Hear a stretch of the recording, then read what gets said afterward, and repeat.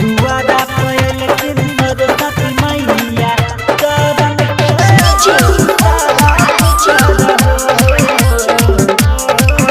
Express के शानदार प्रस्तुति।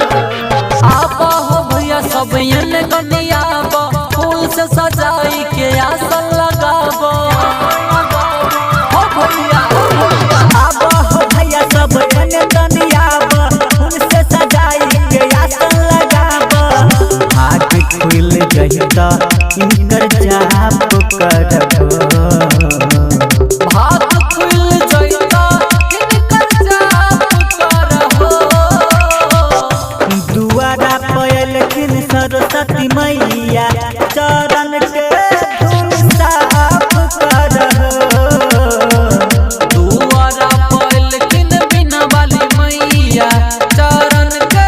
धूल साफ करहो चरण के धूल साफ करहो डीजे ओम प्रकाश दुआरा पयल किन सरस्वती मैया चरण के धूल साफ करहो हाँ पंडित बोलाबा जल्दी पूजा कराबा मैया जी के आगा में दीप जलाबा पंडित बोलावा जल्दी पूजा कराबो मैया जी के आगा में दीप जलाबो सब कोई मिलके हाफ हाफ करहो सब कोई मिलके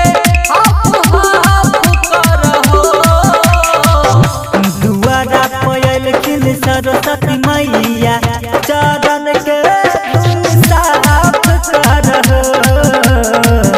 दुआरा पयल किन हंस वाली मैया चरण के धूल साफ करहो